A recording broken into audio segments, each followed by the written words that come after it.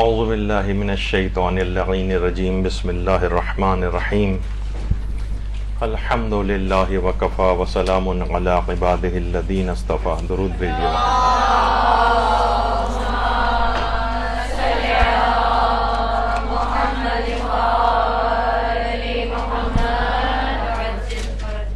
تہذیب نفس کے ساتھ علم دین کیسے حاصل کیا جائے، اس سلسلے کا درس نمبر 2.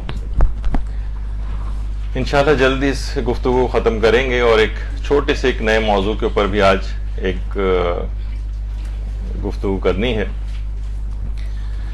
تو مختلف طریقے بیان ہو رہے تھے، اس میں اگلا طریقہ یہ آنا تھا کہ دیکھیے جب تک گناہوں سے پرہیز نہیں ہوگا آخر تہذیب نفس کیسے حاصل ہوگی، جو سب سے اہم موضوع ہے. یعنی طالب علم جب تک اپنے آپ کو گناہوں سے نہیں بچائے گا تب تک وہ تہذیب نفس کو حاصل نہیں کر سکتا. یہی وجہ ہے کہ شہید ثانی نے منیت المرید کے اندر ایک واقعہ لکھا ہے کہ ایک طالب علم نے ایک دفعہ اپنے استاد سے اپنے حافظے کی کمی کی شکایت کی. تو استاد نے فرمایا کہ گناہ نہ کرو، کیونکہ علم جو ہے ایک فضل پروردگار ہے اور اللہ کا فضل گناہ گاروں کے اوپر یہ نہیں ہوتا ہے. یعنی ایسا نہیں کہ انسان بہت زیادہ گناہ گار ہو اور وہ علم اور یہ جو حافظہ ہے یہ اس کا بڑھتا چلا جائے. تو کچھ گناہوں کا نتیجہ یہ ہوتا ہے. اچھا، اس میں زیادہ خطرناک بات کیا ہے؟ زیادہ خطرناک بات یہ ہے کہ ممکن ہے کہ شیطان، کیونکہ دیکھیے شیطان بہت ہوشیار ہے، وہ ہو سکتا ہے کہ بہت زیادہ مشہور گناہ جو ہیں ان میں آپ کو مبتلا نہ کرے. البتہ ابتدائی طور پر طالب علموں کو اس میں بھی مبتلا کرتا ہے. وہ مثلا غیبت میں مبتلا کرتا ہے، جھوٹ میں مبتلا کرتا ہے. لیکن کوئی ہو سکتا ہے کہ کہے کہ سوچے کہ میں تو دینی طالب علم ہوں اور میرا علم بڑھ رہا ہے، مجھے کچھ اپنے آپ کو گناہوں سے روکنا ہے، تو وہ جھوٹ اور غیبت وغیرہ سے پرہیز شروع کر دے. اور شیطان کو بھی پتا ہے کہ اب یہ گانے مثلا اب نہیں سنے گا یا سنے گی، اب وہ آپ کو بے حجابی پہ ہو سکتا ہے کہ آمادہ نہ کر سکے. شراب پینے کی طرف جو ظاہر ہے کوئی یہ جوا کھیلنے کی طرف مائل نہ کر سکے. لیکن زیادہ خطرناک بات یہ ہے کہ وہ گناہ، کچھ خاص قسم کے گناہ ہیں، ان کا یعنی رخ بدل کے وہ دوسرے گناہوں کی طرف آپ کو مبتلا کر سکتا ہے. حسد میں مبتلا کر سکتا ہے. صاحبان علم کے اندر حسد کے اندر ان کو مبتلا کرتا ہے. تکبر اب آپ کے اندر آ سکتا ہے. آپ دوسرے لوگ آپ کو بڑے حقیر لگیں گے، دیکھیے ان کو یہ بھی نہیں پتا، نہ ان کو دیکھیے وضو آتا ہے، نہ ان کو نماز آتی ہے، نہ ان کا حجاب صحیح ہے، نہ کچھ اور. تو اس میں مبتلا آپ کو کر سکتا ہے. ہٹ دھرمی کے اندر مبتلا کر سکتا ہے. جیسے جیسے علم بڑھتا ہے انسان اپنے کچھ نظریات میں راسخ ہو جاتا ہے، پھر کبھی مباحثہ ہوتا ہے، کچھ ہوتا ہے، تو آپ اپنی غلط بات پر ہی ڈٹی رہتی اور اسی غلط بات کے لیے دلائل تلاش کرتی رہتی. یہ بھی ہٹ دھرمی کے اندر آتا ہے، اس میں مبتلا کر سکتا ہے. شیطان آپ کو خود پسندی میں مبتلا کر سکتا ہے. میں جو کہہ رہی ہوں بس وہ صحیح، میرا علم جو ہے وہ کافی دوسروں کی نسبت بڑھتا جا رہا ہے. شیطان آپ کو جاہ طلبی میں، حب جاہ اور شہرت کے اندر مبتلا کر سکتا ہے. یعنی میرا کہنے کا مقصد یہ ہے کہ جو بہت مشہور گناہ ہیں ہو سکتا ہے کہ شیطان اس میں آپ کو مبتلا نہ کرے، لیکن جو کچھ غیر معروف، یعنی جو اس لحاظ سے جو کہ عام طور پر لوگوں کی نگاہوں میں نہیں ہوتے ہیں، ان میں طالب علم کو مبتلا کر سکتا ہے.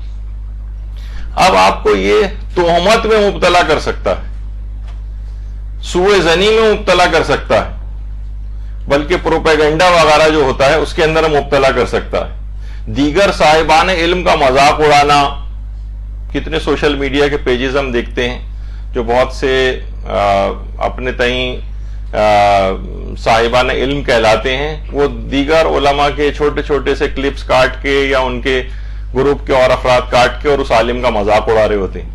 تو یہ علم کے لحاظ سے یہ ایک بہت ہی خطرناک بات ہے کہ جس کے اندر آدمی جو ہے مبتلا ہوتا ہے یا دوسروں کو اس کا گراؤنڈ پرووائڈ کرتا ہے. اسی طرح دوسروں کو حقیر سمجھنا، تو بہرحال یہ تمام چیزیں دیکھیے اس طرح کی ہیں کہ انسان اس کے اندر ان چیزوں کے اندر مبتلا ہوتا چلا جاتا ہے، اور اس قسم کے گناہوں کی طرف بہت آپ کو توجہ رکھنی ہے۔ آپ سوچ نہیں میں تو جھوٹ نہیں بول رہی، میں تو غیبت سے بھی اپنے آپ کو بچا رہی ہوں، دیکھیے میں تو حجاب بھی اچھا کرنے لگی ہوں، یہ تو ٹھیک ہے، اور گانے میں نہیں سن رہی یا کچھ اور اس طرح کی چیزیں، لیکن وہ دوسرے قسم کے گناہوں کے اندر آپ کو مبتلا کرتا ہے۔ کیونکہ کہا جاتا ہے نا، وہ جو شہید دست غیب شیرازی فرماتے تھے کہ ہر شخص کے علم کے مطابق شیطان اس کو گمراہ کر رہا ہوتا ہے۔ عام آدمی کے لیے اتنے زیادہ عالم شیطان کی ضرورت نہیں ہوتی، چھوٹے موٹے چیلے بھی اس کو بہکا دیتے ہیں، لیکن علماء کو بہکانے کے لیے ان کو عالمانہ طریقہ کار کو اختیار کرتا ہے، اس کے لیے بڑے شیاطین کی ضرورت پیش آتی ہے۔ تو جب انسان تقوی اختیار کرتا ہے تو خود قرآن نے بھی کہا کہ وَاتَّقُوا اللَّهَ وَيُعَلِّمُكُمُ اللَّهُ، تم تقوی اختیار کرو، اللہ تم کو علم دے گا۔ یعنی اس کا مطلب یہ کہ تقوی انسان اختیار کرے تو اللہ اس کو علم دیتا چلا جائے گا۔ جتنا انسان گناہوں میں گرفتار ہوگا اتنا اس کی واپسی کے امکانات ختم ہوتے چلے جائیں گے۔ کہا جاتا ہے نا، یہ تو ایک مثال کے طور پر میں بات بیان کر رہا ہوں کہ بہت سے لوگوں کی داڑھیاں گناہ کرتے کرتے سفید ہو جاتی ہیں، تو وہ آخری وقت تک انہی گناہوں کے اندر مبتلا رہتے ہیں۔ جس قدر ہو سکے جوانی میں یا ارلی ایج میں جو بھی حالت آپ کی اس وقت ہے اس میں اپنے آپ کو انسان کو تبدیل کر لینا چاہیے۔ جتنا آپ کا وقت ان گناہوں کے ساتھ گزرتا چلا جائے گا اتنا ان سے پیچھا چھڑانا مشکل ہوتا چلا جائے گا۔ یہی وجہ ہے کہ ہم دیکھتے ہیں کہ ہمارے علماء جیسے امام خمینی کی جوانی کی تصویر ملتا ہے، ان کے احباب بیان کرتے ہیں کہ جوانی ہی کے زمانے سے گناہوں سے اس قدر اجتناب کرتے تھے، خاص طور پر غیبت کے گناہ سے، کہ گویا جس جگہ بیٹھتے تھے وہاں تقریباً اس بات کا اعلان ہوتا تھا کہ غیبت اس مقام پر نہیں کی جائے گی، ممنوع تھی غیبت، یعنی جہاں آ کر بیٹھ گئے بس اب یہاں کسی دوسرے کے خلاف کوئی بات نہیں سنی جائے گی۔ بلکہ ان کے جو خطوط وعدہ دیدار کے نام سے شائع ہوئے ہیں اس میں بھی ظاہر ہے کہ جب انقلاب آ رہا تھا اور جلا وطنی کی زندگی گزار رہے تھے تو لوگ خطوط لکھتے تھے، تو ادھر ادھر بہت سارے افراد کی شکایتیں بھی جاتی تھیں، تو امام خمینی جواب میں لکھتے تھے کہ مجھے اس قسم کی باتوں سے کوئی دلچسپی نہیں، ایک دوسرے خلاف باتیں مجھے بالکل نہ لکھی جائے، سننا پسند ہی نہیں کرتے تھے۔ بلکہ اگر کبھی ایسا ہوتا تھا اسی جوانی کے دور میں ہی کہ جب کبھی غیبت کوئی کرنے لگتا تھا انہیں اندازہ ہوتا تھا کہ شاید اب یہ بات رخ موڑ کر غیبت کی طرف جانے والی، تو فوراً اپنی گفتگو کا رخ بھی موڑ دیتے تھے اور کوئی اور گفتگو شروع کر دیتے تھے جو بالکل ارریلیونٹ ہوتی تھی، جس کا کوئی اس موضوع سے تعلق نہیں ہوتا تھا۔ تو لوگ سمجھ جاتے تھے کہ نہیں اب یہ بات اس طرف جا رہی تھی جس کو یہ بھاگ گئے ہیں اور اب یہ غیبت کی طرف نہیں جائے گی۔ یہ وجہ ہے کہ ان افراد کی تبلیغات کے اندر اتنا اثر ہے کہ اس کے بعد پورے کا پورا ایک انقلاب برپا کر دیا۔ ایران کی حالت کیا تھی اور اس کے بعد کس طرح سے کہ اسلامی انقلاب آیا، اس وجہ سے کہ جو افراد اس طرح کے ہوتے ہیں، جو اتنے عامل ہوتے ہیں دین پر، پھر ان کی باتوں میں بھی اتنا ہی اثر پیدا ہوتا چلا جاتا ہے۔ اسی طرح سے محدث قمی شیخ عباس قمی صاحب مفاتیح الجنان، ان کے سامنے بھی کسی کو غیبت کی ضرورت نہیں ہوتی تھی، خواہ وہ کسی طبقے کا انسان بھی کیوں نہ ہو، یعنی خواہ وہ عام طالب علم ہو یا کوئی عالم ہو یا کوئی بھی ہو، ان کے سامنے بھی کسی کو ضرورت نہیں ہوتی تھی۔ بلکہ اس قدر محتاط تھے، اس بات سے اس کا اندازہ لگایا جا سکتا ہے کہ انتقال سے پہلے تہران کے عالم دین ان کے عیادت کو پہنچے تھے، تو دیکھا کہ شیخ عباس قمی بہت زیادہ بے چین ہے۔ تو وہ کہتے ہیں کہ بہت پہلے لوگوں نے پوچھا کہ بھئی بے چینی کا سبب کیا ہے، تو کہا بہت پہلے جب میں حج پر گیا تھا تو وہاں ایک عالم سے کسی مسئلے پر مجھ سے غلط بیانی ہو گئی تھی، آج تک میں اس بات کو سوچ رہا ہوں کہ میں محضر خدا میں پروردگار عالم کے سامنے کیا جواب دوں گا۔ اس ایک بات جو سالوں پہلے ہو چکی تھی اور یقیناً اس کی توبہ بھی کر چکے تھے کہ میں نے ایک غلط بیانی اس وقت کیوں کر دی کسی دلیل کو پیش کرتے ہو۔ تو اس سے بھی آپ اندازہ لگائیں کہ ایک دینی طالب علم کے متعلق بھی یہ بات کہی جاتی ہے کہ اسے گناہ تو چھوڑیے، مباحات کے اندر بھی زیادہ نہیں پڑنا چاہیے۔ شہید اول ہیں، انہوں نے جگہ پہ لکھا ہے کہ عمر کو مباح کاموں میں صرف کرنا، خواہ کم مقدار ہی کے اندر کیوں نہ ہو، سوائے نقصان کے کوئی اس کا فائدہ نہیں۔ دیکھیے بہت سی چیزیں جو مباح ہوتی ہیں، ان کو مباح وہی ہوتا ہے نا کہ جس کو کرنے میں کوئی ثواب نہ ہو، اور اگر آپ نے کر لیا جائے تو کوئی گناہ نہ ہو۔ وہ کہتے تھے یہ بھی تو نقصان کی بات ہے کہ کوئی ایسا عمل آپ انجام دے رہے ہو جسے کرنے میں کوئی ثواب ہی نہیں ہے۔ اور دوسرا ایک اور نقصان یہ ہوتا ہے کہ انسان اپنے درجات میں کمتر ہوتا جتنے مباحات پر عمل کرتا جاتا ہے، یعنی اپنی زندگی کو اسی کے اندر لگا رہا ہے جس میں کوئی ثواب نہیں ہے، تو وہ اپنے درجوں سے نیچے کی طرف جاتا چلا جاتا ہے۔ کتنے ہمارے علماء ایسے گزرے ہیں جیسے مقدس اردبیلی،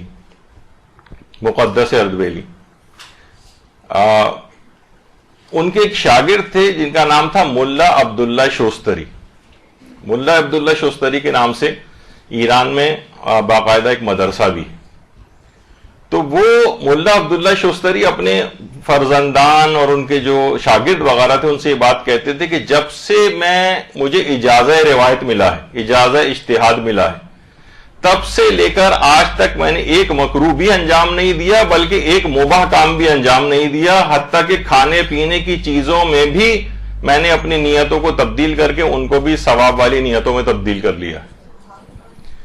تو یعنی گناہ تو چھوڑیے، مباحات کے اوپر بھی ایک طالب علم کو اس سے بھی چاہیے کہ اپنی اچھی نیتوں کے ذریعے، حتیٰ کہ کھانا پینا بھی کھا رہا ہے تو اس میں بھی اپنی نیت کو تبدیل کر لے کہ میں اس سے مجھے طاقت آئے گی تو میں دین خدا کی اور زیادہ خدمت کروں گی۔ سوئے بھی تو اس نیت سے کہ میں فریش ہو کر اٹھوں گی تو میں دین کے لیے اور بہتر طور پر کام کر سکوں گی۔ یعنی ہر نیت کو آپ اس طرح سے ایک مقدس نیت بنا سکتی ہیں اور اسے کار ثواب میں تبدیل کر سکتی ہیں۔ ابھی جن مقدس اردبیلی کی بات ہو رہی تھی ان کے متعلق بھی کہا جاتا ہے کہ حرام تو چھوڑیے، 40 سال تک کوئی مکروہ اور مباح بھی انجام نہیں دیا تھا۔ منتخب التواریخ کے اندر بھی ہے، روضۃ الجنان کتاب میں بھی ان کی حکایتیں موجود ہیں، واقعات۔ خود محدث قمی نے میرے داماد کے متعلق ایک بات لکھی ہے کہ 20 سال تک انہوں نے ایک مباح کام بھی انجام نہیں دیا تھا، ایک مباح کام بھی۔ ہر کام جو کرتے تھے یا واجب ہوتا تھا یا مستحب ہوتا تھا، بس ہر زندگی کا فعل ہر سیکنڈ کو ثواب کا قرار دے دیا تھا۔ شہید ثالث قاضی نور اللہ شوستری، آگرہ میں جن کا مزار ہے، انہوں نے ملا صالح برغانی قزوینی، ہمارے بہت دیکھیے بہت خوش قسمتی کہ ہمارے ان علماء کی آپ لوگ زیارت کر رہے ہیں۔ انہوں نے ایک مرتبہ پیغمبر اسلام ختمی مرتبہ صلی اللہ علیہ وآلہ وسلم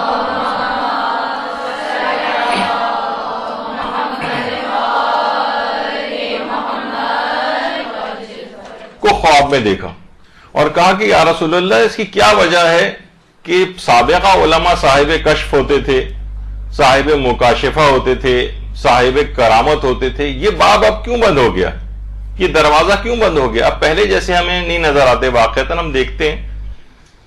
تو اس واقعے کو قصص العلماء میں علامہ تنکابنی نے بھی لکھا۔ تو پیغمبر اسلام نے اس کی ایک وجہ ملا صالح برغانی قزوینی کو بتائی، کہا کہ گزشتہ علماء نے اپنی زندگی میں جو عمل کرتے تھے ان کو 2 حصوں میں تقسیم کر رکھا تھا، یا تو واجب کرتے تھے، یعنی واجب و حرام بس 2 کے اندر ڈیوائیڈ کیا ہوا تھا، مستحبات پر بھی واجبات کی طرح سے عمل کرتے تھے اور مکروہات اور مباحات سے بھی حرام کی طرح سے بچتے تھے، بس یہ 2، واجب یا حرام اس کے اندر۔ جبکہ آج کل جو ہیں انہوں نے 5 حصوں میں تقسیم کر رکھا ہے، واجب، حرام، مستحب، مکروہ، مباح۔ وہ تو ٹھیک ہے یہ والی تقسیم، اس کے اوپر پیغمبر نے اعتراض نہیں کیا، بلکہ کہا کہ اس وقت جو لوگوں نے اس پہ چلے گئے ہیں، یعنی جو مفہوم ہے ان کے خواب کا وہ یہ ہے کہ لوگ اب سوچتے ہیں مستحب ہی تو ہے چلو اس کو چھوڑ دو، مکروہ ہی تو ہے چلو انجام دیا جا سکتا ہے، مباح ہے جائز تو ہے، تو بہت سے جائز کام بھی کرتے چلے جاتے ہیں اس لحاظ سے۔ تو پہلے علماء مستحبات پر بھی واجبات کی طرح سے عمل کرتے تھے اور مکروہات اور مباحات سے بھی حرام کی طرح سے بچتے تھے، تو کیا ہوا کہ روحانیت ان کی مسلسل ترقی کرتی چلی گئی۔ تو اسی وجہ سے کیونکہ موجودہ زمانے میں لوگ اس کا التزام نہیں کرتے ہیں، لہٰذا یہ جو کرامات کا باب ہے یا کشف اور مکاشفے کا، یہ کم سے کمتر ہوتا چلا گیا، یہ والی صورتحال ہو گئی. تو یہی وجہ ہے کہ جن کا پچھلی دفعہ بھی تذکرہ آیا تھا ملا حسین قلی حمدانی کا، ان کے جو شاگرد تھے شیخ بہاری حمدانی، وہ فرماتے تھے کہ جس قدر بھی ممکن ہو سکے انسان کو چاہیے کہ مکروہات سے بھی پرہیز کرے اور جتنا ہو سکے مستحبات کو انجام دے، مکروہات کو حقیر نہ سمجھے. فرماتے ہیں کہ کئی مرتبہ ایسا ہوتا ہے کہ کسی مکروہ کا ترک کرنا یا کسی چھوٹے سے مستحب کام کا انجام دینا بعض اوقات بڑی بڑی چیزوں سے بڑھ جاتا ہے. تو یعنی حقیر سمجھ کے ان کو نہ چھوڑ دیں. یعنی انسان ان چھوٹے مستحبات پر عمل کر کے یا کسی مکروہ سے اپنے آپ کو بچا کر لے جائے تو وہ مقرب بارگاہ الہی ہوتا چلا جاتا ہے. اب البتہ ظاہر ہے کہ اس میں کوئی ایسا نہ ہو کہ کوئی مایوسی سے آپ کو پیدا ہونے لگے کہ ہم کیسے جو ہے وہ اس کام کو کر سکتے ہیں اور اتنے مقام کو ہم کیسے حاصل کر سکتے ہیں. جس قدر بھی ممکن ہو عمل شروع کر دیجیے اور پھر انسان آہستہ آہستہ کر کے ترقی کرتا جائے. یعنی جس قدر مستحبات کے اوپر جو ہے وہ عمل کرے گا اور جس قدر وہ واجبات کی پابندی کرے گا، جس قدر مکروہات اور مباحات سے اپنے آپ کو بچائے گا، اتنا ہی وہ اس کا تہذیب نفس حاصل ہوتی چلی جائے گی. اچھا ایک اس کے لحاظ سے بھی سوچئے، ایک مثلا اگر کوئی شخص مستحبات پر بھی بہت زیادہ کاربند ہو تو بہت امکان اس کا ہوگا کہ اس سے کوئی واجب ترک نہیں ہونے پائے گا. جب یہ مستحبات پر اتنا عامل ہے تو واجبات کب چھوڑے گا؟ اور جس قدر کوئی شخص مکروہات سے اپنے آپ کو بچائے گا تو اس بات کا لازمہ بنے گا کہ اس سے حرام کام بھی نہیں ہو پائے گا کہ جب یہ مکروہات سے اور مباحات سے اپنے آپ کو اتنا زیادہ بچاتا ہے تو یہ کیسے ممکن ہے کہ اس سے کوئی حرام ہو جائے. تو خود بخود یہ سیف گارڈ کے طور پر کام کریں گے آپ کے لیے اور ایک خاص حد سے زیادہ آپ کو آگے نہیں جانے دیں گے اگر آپ نے مستحبات اور مکروہات کی بھی پابندی کی. تو بہرحال یہ تمام چیزیں ایسی ہیں کہ اس کا بڑا آپ کو خیال رکھنا چاہیے. اچھا جس طریقے سے دیکھیے ابھی آپ نے دیکھا کہ گناہ آپ کی روح کے اوپر بہت اثر انداز ہوتے ہیں، اسی طریقے سے کچھ چیزیں اور ایسی ہیں کہ جو میں نے نوٹ کی ہیں عام طور پر، جو کہ آپ کی صحت اور جسم کو بھی نقصان پہنچاتی ہیں. اچھا جس کی صحت ٹھیک نہیں ہوگی نا وہ علم دین بھی صحیح حاصل نہیں کر سکے گا. مثلا اسی کے اندر چیز آتی ہے غذا اور غذائیت کا خیال کرنا. بیلنس ڈائٹ آپ کی ہونی چاہیے، صحیح کیلورک ویلیو کے ساتھ. تھوڑی سی بعض اوقات جب آپ کے ہاتھ میں ہر وقت انٹرنیٹ اور یہ سب کچھ موجود ہوتا ہے تو اپنے آپ کو تھوڑا سا اس لحاظ سے بھی ایجوکیٹ کریں کہ صحت کے اعتبار سے آپ کی کتنی کیلورک ویلیو کی نیڈ ہے روزانہ کی، کتنی آپ کو بیلنس ڈائٹ کے تحت آپ کو چیزیں لینی چاہیے اور صحیح پروپورشنز کے اندر لینی چاہیے. اور پتہ چلا بعض اوقات آدمی جو ہے نا ایک ہی چیز کو کھائے چلا جا رہا ہوتا ہے اور دیگر چیزوں سے اپنے آپ کو، مثلا کوئی شخص ناشتہ کر رہا ہے بس صرف بریڈ اور جو ہے وہ انڈا کھا رہا ہے، مثلا کسی دوسری طرف جاتا ہی نہیں. ورائٹی رکھیں. یعنی بعض اوقات یہ بھی ہوتا ہے نا بیلنس ڈائٹ بس ایک پراٹھا ہے تو پراٹھا ہی کھائے چلا جا رہا ہے 50 سال سے، وہ مثلا کچھ تو اپنے آپ کو تبدیل کرے، اچھی چیزوں کی طرف لے کے جائے. اور بھی اللہ کی بڑی ورائٹی والی چیزیں ہیں. تو گڈ سورس آف انرجی جس سے آپ کو ملے وہ آپ کو خاص طور پر لینی چاہیے. اچھا کچھ تو غذاؤں کے جسمانی اثرات ہیں، غذاؤں کے روحانی اثرات پر بھی ہمارا 1.5-2 گھنٹے کا لیکچر ہو چکا ہے کہ جس میں اپنی روحانیت کو کن غذاؤں سے قوی کیا جا سکتا ہے. وہ اس موضوع پہ تھا جو ظاہر آج کا موضوع نہیں ہے میرا، بس میں نے اشارہ کر دیا. انٹرنیٹ پہ بھی موجود ہے، مدرسے کے پیج پہ بھی موجود ہے، تو وہ ضرور آپ اس کو لے کے سنیں تو اس سے آپ کو پتہ چلے گا کہ غذاؤں کے روحانی اثرات بھی کیا ہوتے ہیں، کن کن کھانوں کو ریکمینڈ کیا گیا ہے اسلام میں اور اس کا کون سا روحانی اثر بتایا گیا ہے. اچھا اسی طرح سے آپ کو نیند بھی اپنی صحیح رکھنی ہے، نہ بہت زیادہ کم ہو نہ بہت زیادہ بڑھ جائے، نہ 6 گھنٹے سے کم ہو نہ 8 گھنٹے سے زائد ہو. اور جسے کہا جاتا ہے نا کہ سونا انسان کو چاہیے کہ وہ قبر کے لیے اٹھا رکھے. لوگ 10-10 گھنٹے 12-12 گھنٹے سو رہے ہیں اور اس طرح سے اپنے طالب علم اتنا زیادہ وقت اگر سونے میں لگائے گا تو وہ کب علم کو حاصل کرے گا، تہذیب نفس کی طرف کب مائل ہوگا. تو یہ اس طرح کی چیزوں سے بھی اپنے آپ کو وہ بچانا ہے. اور خواتین کے لیے بھی ہے کہ بہرحال ورزش وغیرہ خواتین کے لیے بھی ہے.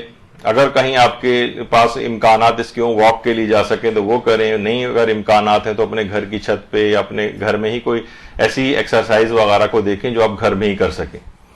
ایک اور چیز میں نے خواتین کے اعتبار سے دیکھی ہے کہ جو کہتی ہیں کہ ہمارا دل نہیں لگ رہا ہے پڑھائی میں، ہم سے پڑھائی ہوتی نہیں ہے، سب کچھ ہے، تو بعض اوقات یہ بھی ان کی طرف بھی مائل ہونا چاہیے کہ ایسا تو نہیں کہ آپ کو ڈپریشن ہو.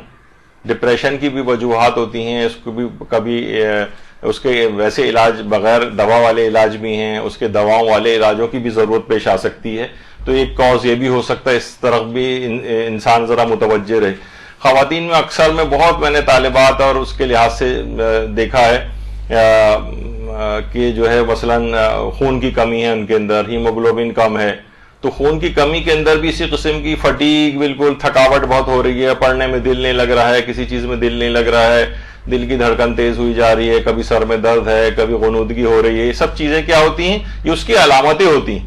وہ سوچ رہی ہوتی ہیں خواتین یا وہ طالب علم بھی کہ میرے ساتھ یہ پتہ نہیں کیا ہو رہا ہے کہ میرا دل نہیں لگتا ہے، تو پتہ چلا اس کی جسمانی وجوہات ہوتی ہیں کہ کبھی اس وجہ سے بھی علم کے اندر دل نہیں لگ رہا ہوتا، تو اس میں بھی کبھی کبھار اپنا خون ٹیسٹ کروا لیں کہ خون کی کمی تو نہیں ہے، ہیموگلوبن کم تو نہیں ہے. بہت خواتین کے اندر یہ چیز دیکھنے میں آتی ہے کہ ہیموگلوبن کم ہوتا ہے.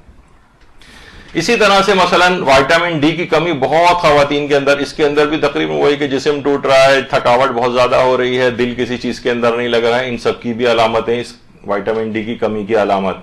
تو یہ چیزیں بھی ایسی ہیں جس طرف متوجہ رہنا چاہیے. تو عام طور پر ظاہر علماء کی فیلڈ نہیں ہوتی ہے، کچھ میرا اس فیلڈ سے رابطہ ہے، اس لحاظ سے میں نے یہ چیزیں بھی دیکھی ہیں کہ بعض اوقات طالب علم اپنے آپ کو گلٹی فیل کر رہا ہوتا ہے کہ یہ کیا ہے کہ میرا دل کیوں نہیں لگ رہا، تو پتہ چلا اس کی کچھ جسمانی وجوہات. ان کا کبھی کبھار وائٹامن ڈی کا ایک ٹیسٹ کرا لیں، اپنے لیولز کو دیکھ لیں.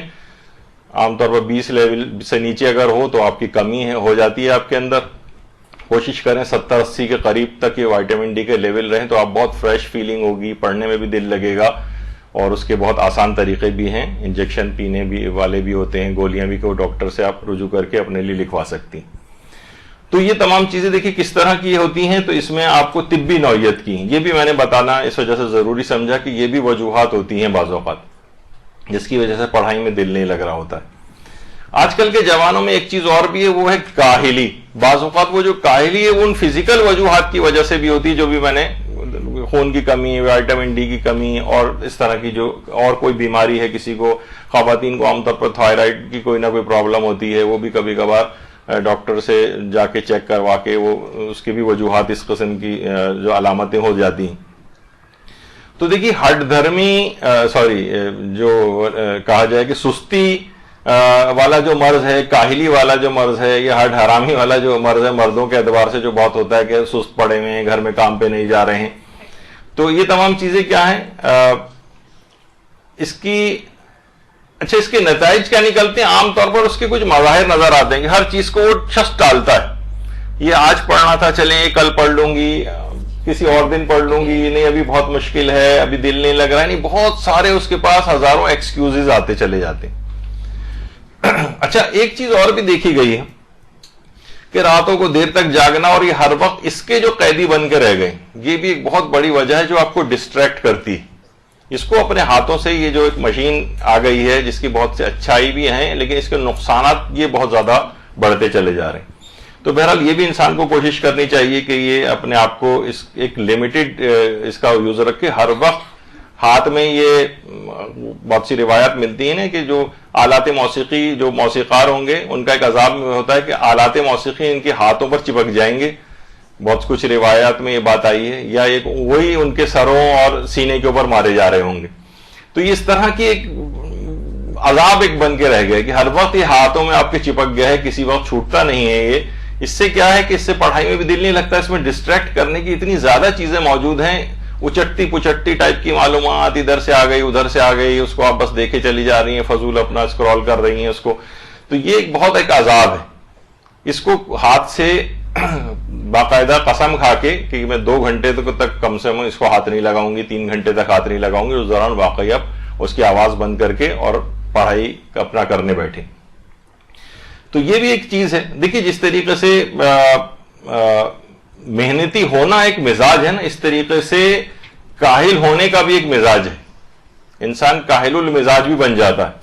ہر وقت شارٹ کٹس کے چکر میں رہنا، ہر وقت ہمارے پاس کتنی وہ آتی ہیں. ابھی ہم نے ڈسٹینس لرننگ کا ایک پروگرام شروع کیا تھا تو اکثر لوگوں نے اس کے اندر کہا کہ بھائی درس 1 گھنٹے کا تو بہت بڑا ہو جاتا ہے تو ہم سے نہیں سنا جاتا. کچھ ایسا نہیں ہو سکتا کہ 5-5 7-7 منٹ کے جو ہے نا کلپس جو ہیں وہ خالی دے دیا کریں. تو اس طرح کوئی علمی گہرائی کسی کے اندر آ پائے گی 5-7 منٹ کے کلپس کو سن کر؟ چھوٹے چھوٹے درس ہوں، بس 3 مہینے سے زیادہ کا نہ ہو. یعنی آج کل محنت بالکل علم کے لیے انسان کر نہیں رہا ہے، تو وہ کیسے کسی علم میں بلند مقام کو حاصل کرے گا؟ تو بہرحال دیکھیے، محنتی قومیں وہی ترقی بھی کر رہی ہوتی. تو آج کل ہم یہ دیکھتے ہیں کہ دیندار بھی بڑے کم ہمت ہو کے رہ گئے. دیندار بس فقط دینداری کیا ہے کہ چند نمازیں انہوں نے پڑھ لی، کچھ اذکار پڑھ لیے، دعائیں پڑھ لیں، اور اس کے علاوہ ان کے پاس کوئی ایکٹیویٹی نہیں. کوئی سماجی ایکٹیویٹی پکڑیں بھائی، کوئی ادارہ اپنا کوئی قائم کریں، کوئی فلاحی کام کریں، کوئی تبلیغی کام کریں، کوشش کریں کہ انسان جو ہے وہ اپنے آپ کو کسی بڑے کام کی طرف لے کر جائے. دیندار بھی ہیں وہ کم ہمت ہو کے رہ گئے، بس نماز پڑھ لی، کچھ اذکار پڑھ لیے، کچھ دعائیں پڑھ لی، زیارت کر لی، کبھی سال میں 1-8 دفعہ زیارت وغیرہ کے لیے چلے گئے، بس ہم دیندار ہو گئے. یعنی کوئی سماجی کام نہیں پکڑتے، کوئی بڑا کام نہیں پکڑتے، کوئی معاشرے کی خدمت نہیں پکڑتے، کوئی تبلیغ کی خدمت نہیں پکڑتے. تو بہرحال یہی وجہ ہے کہ کہا جاتا ہے نا کہ ہمارے ہاں بھکاریوں کی تعداد کے اندر اضافہ ہو رہا ہے. فلاحی تنظیمیں بھی جو ہیں ہماری، وہ کھانا کھلانے اور صرف راشن بانٹنے کے اوپر جو ہیں، وہ ان کی کوئی مذمت نہیں ہو رہی، وہ خود بھی بہت بڑا کام کر رہے ہیں. جو ان کی سمجھ میں آ رہا ہے کم سے کم وہ تو وہ کام کر رہے ہیں نا. تو یہاں تو دیکھیے مومنین میں ہر ماہ ہزاروں کا بھی آپ راشن بانٹ دیتے ہیں، اگلے مہینے وہ بھکاری بن کے پھر آپ کے پاس آتا ہے، اگلے مہینے پھر راشن لینے کے لیے.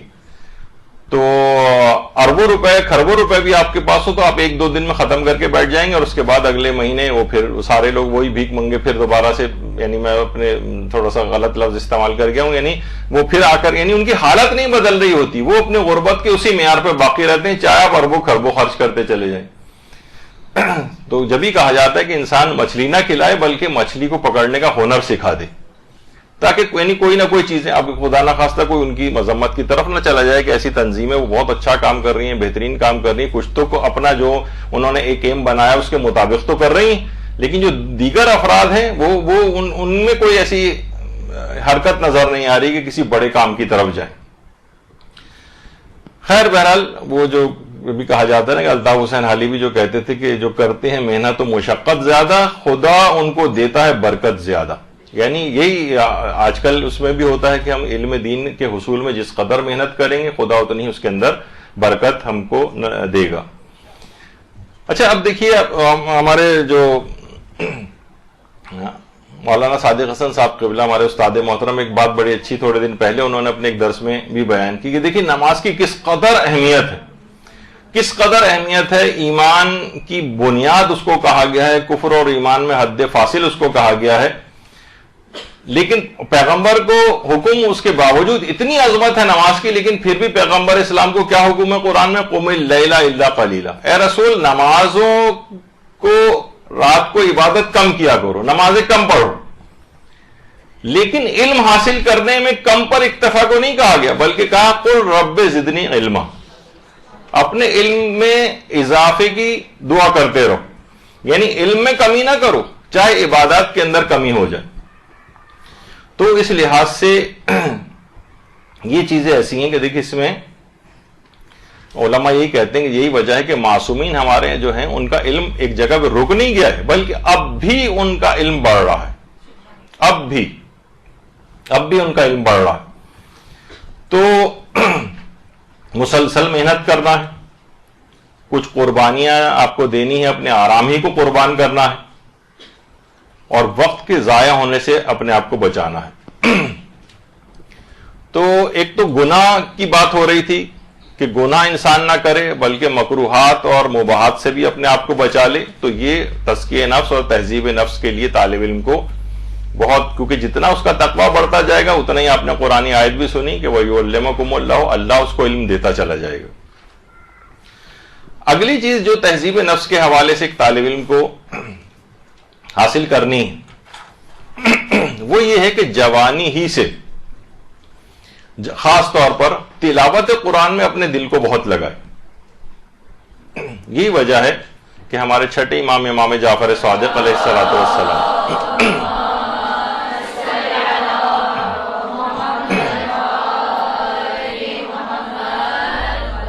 فرماتے ہیں کہ جو شخص قرآن کی تلاوت کرے اس حال میں کہ وہ جوان اور با ایمان ہو، قرآن اس کے خون و گوشت کے ساتھ مل جائے گا.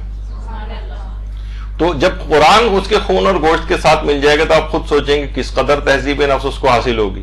اس کا مطلب ہے کہ دینی طالب علم کو بہت زیادہ تلاوت قرآن وہ کرنی چاہیے, اور کوشش کریں کہ جو آپ پڑھتی جائیں اس پر عمل بھی کرتی جائیں. یہی وجہ ہے کہ ہمارے حضرت امیر المومنین علیہ الصلوۃ والسلام ارشاد فرماتے ہیں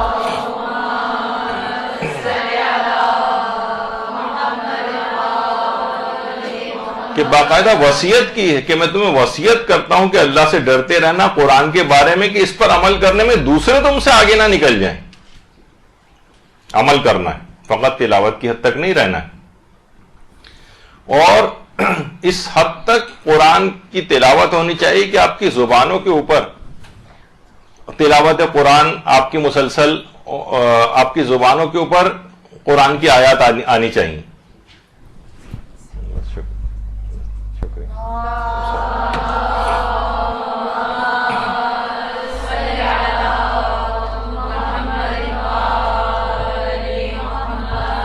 آپ کی گفتگو کے اندر قرآنی آیات موجود ہونی چاہیے. مثلا کسی سے اگر آپ کوئی چیز کہہ رہی ہوں, بات کر رہی ہوں, آپ کہیں گے دیکھا نہیں قرآن کی فلاں آیت کے اندر یہ بات آئی ہے, حکم قرآن کی فلاں آیت کے اندر موجود ہے. تو یہ سب چیزیں کیا ہیں کہ آپ کو واضح طور پر اتنا آپ کا قرآن سے ارتباط ہو جانا چاہیے کہ حضرت فضہ کی طرح سے عام گفتگو بھی قرآنی آیات کے سہارے ہونی چاہیے.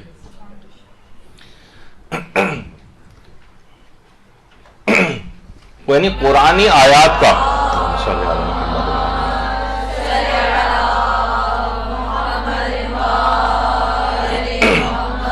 کہ پیغمبر فرماتے جس شخص کا کلام ہی قرآن ہو اور گھر مسجد ہو تو خدا اس کے لیے جنت میں گھر کو بنائے گا. یعنی اس کی زبان پر اس قدر قرآن ہونا چاہیے, اپنے گھر مسجد کے معنی اس قدر عبادت گھر کے اندر وہ کرتا ہو. تو یہ تمام چیزیں ایسی ہیں کہ جس پر عمل کرنے کی ایک طالب علم کو بہت ضرورت ہے. اچھا, قرآن کتنا پڑھیں؟ کوشش کریں, کیونکہ جس قدر انسان قرآن پڑھتا چلا جائے گا, جس قدر تلاوت کرتا چلا جائے گا, اتنا ہی اس کے گناہوں کا کفارہ ہوتا چلا جائے گا, جہنم کے خلاف ڈھال بنتی چلی جائے گی, عذاب خدا سے نجات ملتی چلی جائے گی. کتنا پڑھیں؟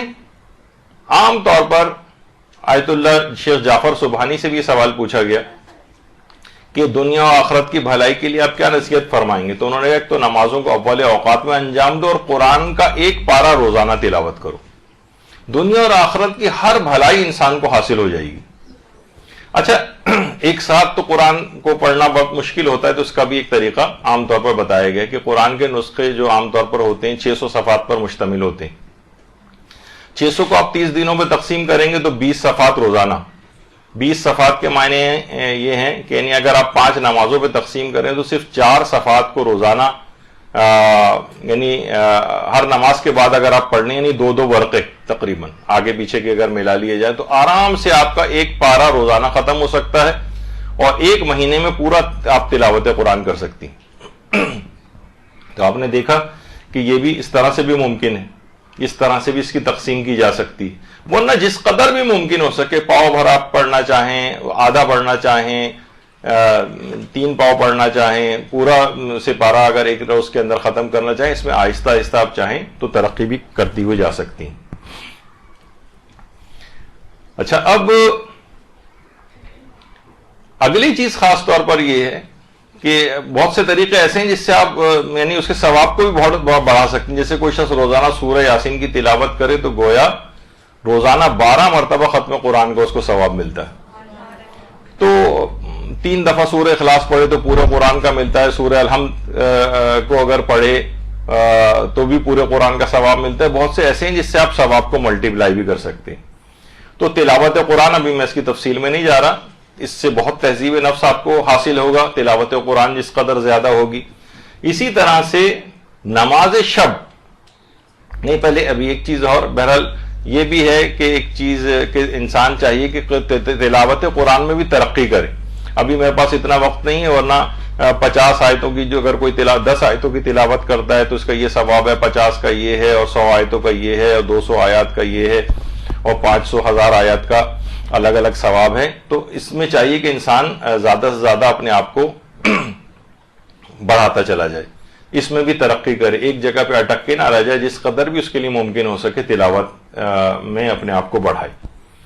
اگلی چیز ہے کہ آیت اللہ بہجت بھی فرماتے تھے کہ ظاہری اور باطنی پستیوں سے نکلنے کے لیے نماز شب کی پابندی کرے. یہ باقاعدہ کنجی ہے اس کام کے لیے.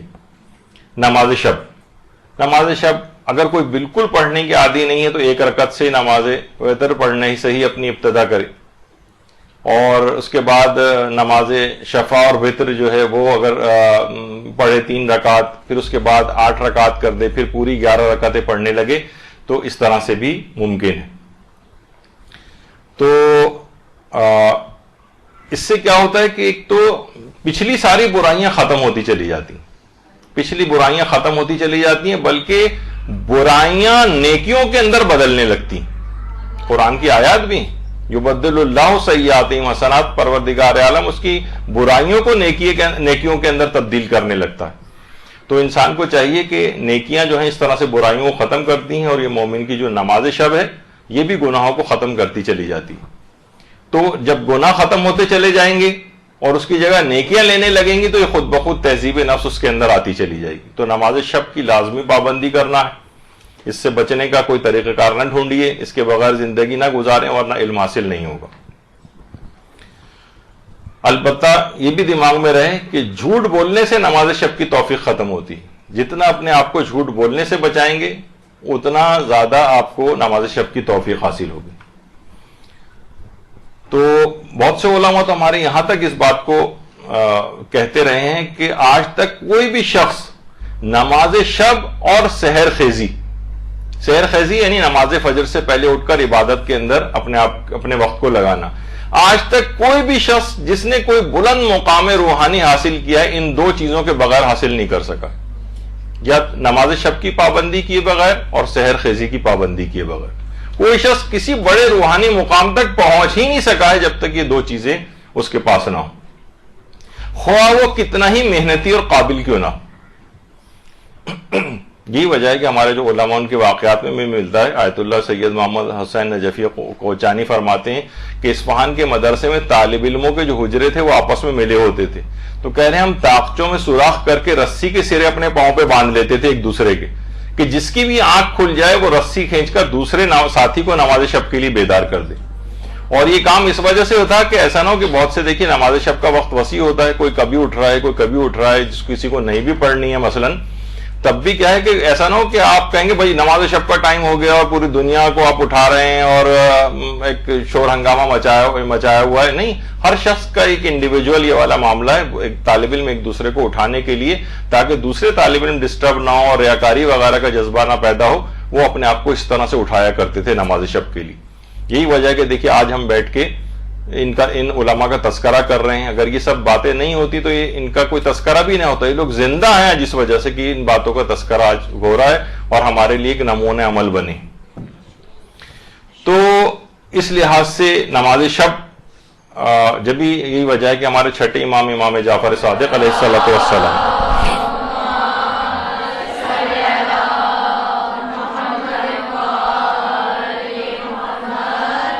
کہ نمازیں فرماتے تھے کہ نماز شب کا نہ پڑھنے والا ہی ہمارے شیعوں میں سے ہی نہیں, لیس منا من لم یصلی صلاۃ اللیل. تو اس کی بڑی تاکید ہے, نماز شب بالکل فراموش نہیں ہونی چاہیے ورنہ تزکیہ نفس حاصل نہیں ہو سکے گا اور کوئی بڑے مقام تک نہیں پہنچا جا سکتا. اس کے بعد ایک نماز اور بھی ہے, وہ ہے نماز جعفر طیار. یہ کوشش کریں یہاں سے ابتدا کریں کہ مہینے میں کم سے کم 1 مرتبہ ہو جائے نماز جعفر طیار. حضرت جعفر طیار اردن میں جن کا روضہ ہے, جنگ موتا میں ان کی شہادت ہوئی تھی, پھر وہیں موتا ہی کے علاقے میں دفن ہوئے ہیں. تو نماز جعفر طیار اس کی بڑی اہمیت ہے, اور اس لحاظ سے بھی نماز جعفر طیار کے متعلق آیت اللہ بہجت فرماتے تھے کہ جن خواتین کی یا حضرات کی شادی نہیں ہو رہی ان کے لیے بھی نماز جعفر طیار کا پڑھنا بڑا مجرب. تو اس لحاظ سے بہت ضروری چیزوں میں سے ہے. کم سے کم 1 مہینے میں 1 دفعہ ابتدا کریں, پھر ہفتے میں کم سے کم 1 دفعہ پڑھ لیا کریں, یعنی مہینے میں 4 دفعہ ہو جائیں گی.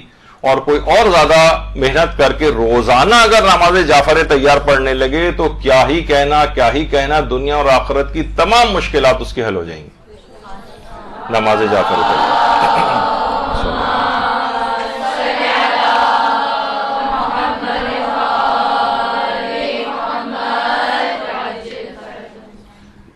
اچھا اس کی تفصیل بھی ہے تاکہ دیکھیے یہاں تک اور عرب دنیا کے اندر تو اس قدر رائج ہے کہ عام مساجد میں بھی مختلف حاجات کے لیے باقاعدہ لوگ اعلان ہوتا ہے، اس وقت لوگ کھڑے ہو کر نماز جعفر تیار پڑھتے ہیں. بحرین کے جو عالم دین ہیں شیخ عیسیٰ قاسم، ان کی جب وہ بیمار تھے تو ان کی صحت یابی کے لیے باقاعدہ اس طرح سے نماز جعفر تیار پڑھی جاتی تھی. تو ہر اپنی کسی حاجت کے لیے نماز جعفر تیار کو پڑھا بھی جا سکتا ہے. اور تزکیہ نفس کی حاجت کتنی بڑی ہے کہ ہمارے تہذیب نفس ہمیں حاصل ہو، تزکیہ نفس حاصل ہو، اس کے ساتھ علم حاصل ہو ہمیں. اس کے لیے بھی نماز جعفر تیار اور متعدد نیتوں کو کر کے بھی نماز جعفر تیار پڑھی جا سکتی. اس کا طریقہ تفصیلی ہے، اس کو جب بھی اکسیر اعظم کہا جاتا ہے. اس پہ کتابیں بھی پوری لکھی گئی ہیں اور اس کا ایک تفصیلی طریقہ ہے جو کہ آپ کو مل جائے گا. کتابوں میں آج بیان کرنا مقصود نہیں.